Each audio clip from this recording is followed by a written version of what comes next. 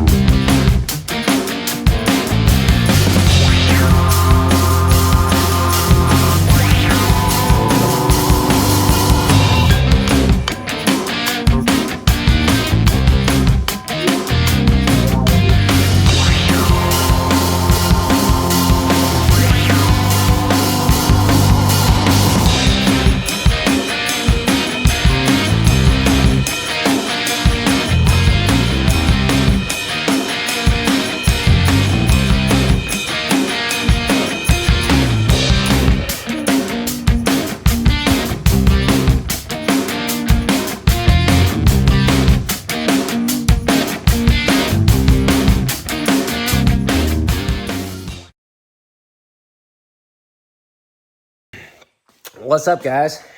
So I figured I needed to get on here and probably get you some type of update. It's been a couple weeks since we posted really anything.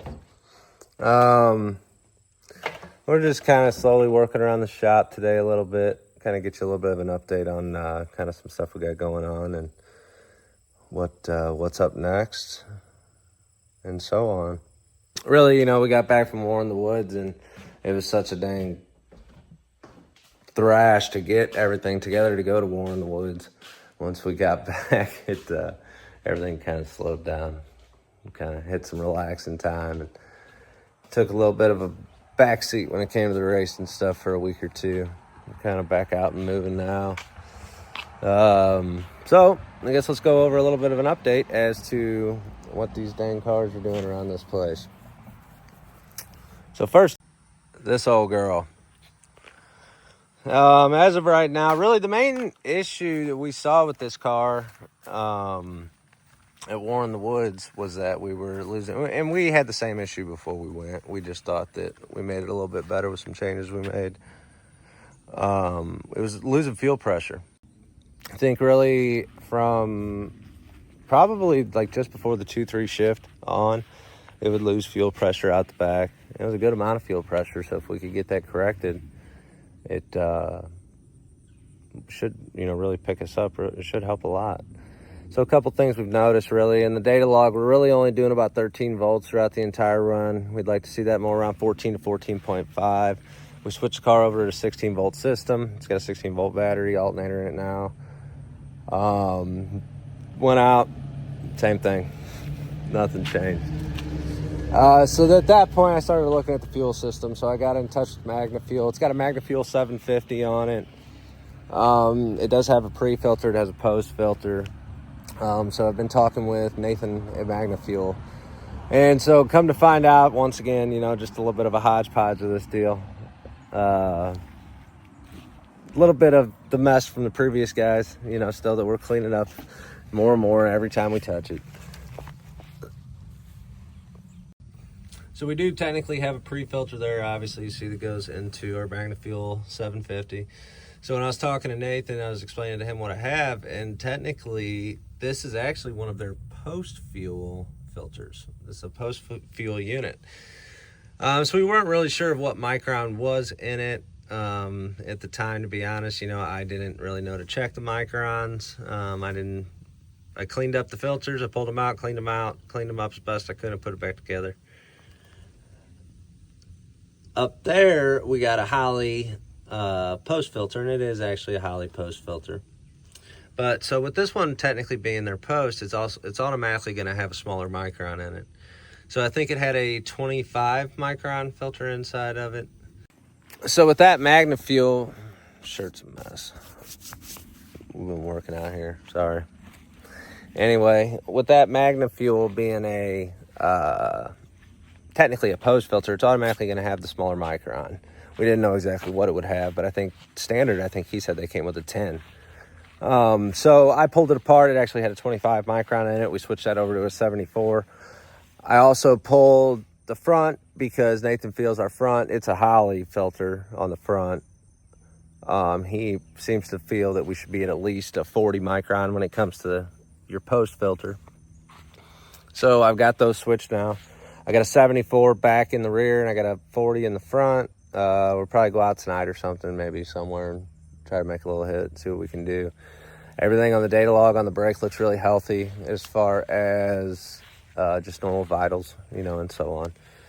We do have a race here coming up that we are going to be jumping into, and so far it's looking like the Mustang is going to be the car of choice once again, Old Faithful.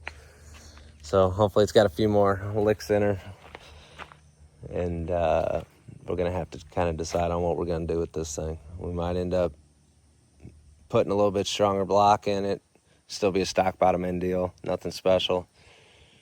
Maybe just see if we can make it live a little bit and just make it a little bit reliable. Although it's been pretty reliable for us, man. The car is really, honestly, very simple setup, and it's kind of shocked us for what it's doing. But anyway, that's cool. And then of course we've got the Menace. So we got the big block back. I would say probably about 2 weeks ago now. We were out here today kind of pulling parts out finally and getting this thing starting to go back together. But the first thing we wanted to do was obviously check transmission, check torque converter, make sure everything was good there. Dropped fluid on transmission. It was straight black. There really wasn't much on the magnet or anything that really concerned me. I pulled the torque converter off, stuck my finger down in there, and it was straight black fluid and a good amount of metal shavings. So that was definitely concerning. Along with the shaft on the transmission, it was twisted a little bit. So we sent the transmission off, transmissions to go. The converter went back to 501, and we've already got this dude fresh back. I think this thing was back in like 2 days, 3 days. It's ready to go back in the car. 501 should have us a converter by Monday, Tuesday. So we'll be putting this thing back together next week. We are planning, we have some changes that are on the board to do with the car. Really, until we get into that, I'm going to try to bring you guys along as far as putting the car back together because of the changes and why we're making the changes and what we're doing. And so I'll try to bring you guys along as much as I can on that because it's going to be pretty cool. It's going to be pretty neat.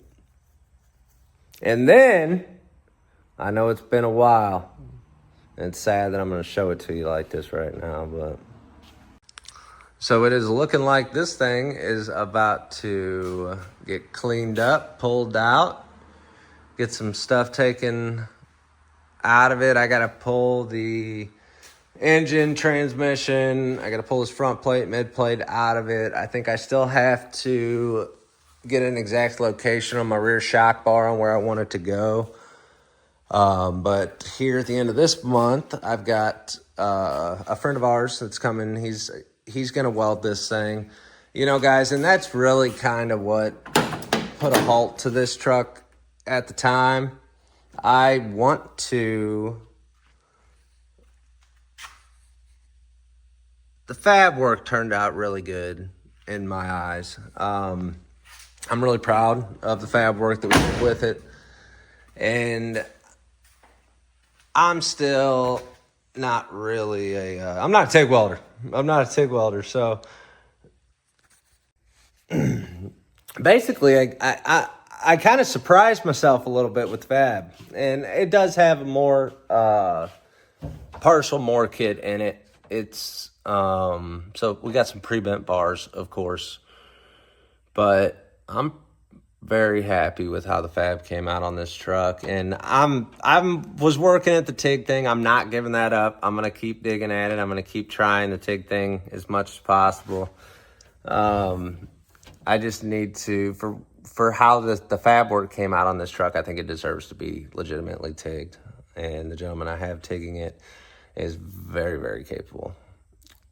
So once we get that done, then really it's just going to be down to me knocking out the sheet metal, getting some paint on this thing, and it's going together. Hopefully here within the next month or so, we see an engine. Transmissions, obviously, the transmission that is in it now is the permanent transmission. And then we can get on to really putting this thing together and ordering some more parts for it. And my plan right now is really just to come out strong in the spring with this one.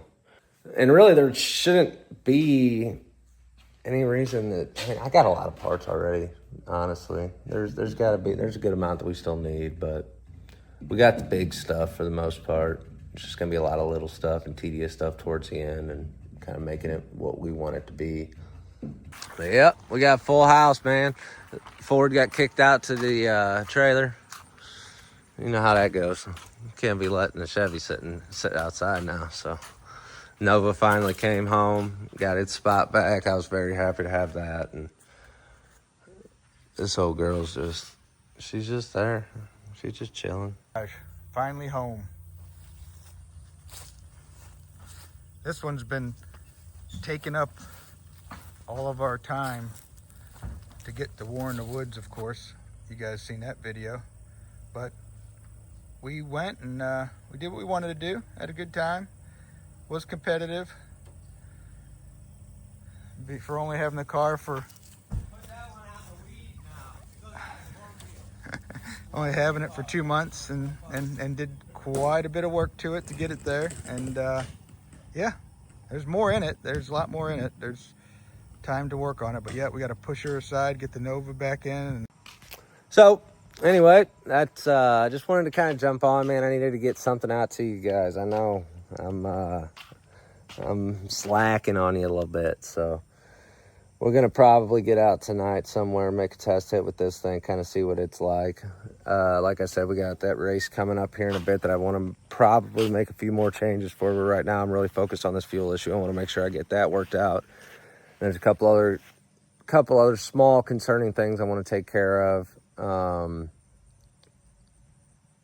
yeah, just see if we can see what we got to do to make this thing move a little bit quicker.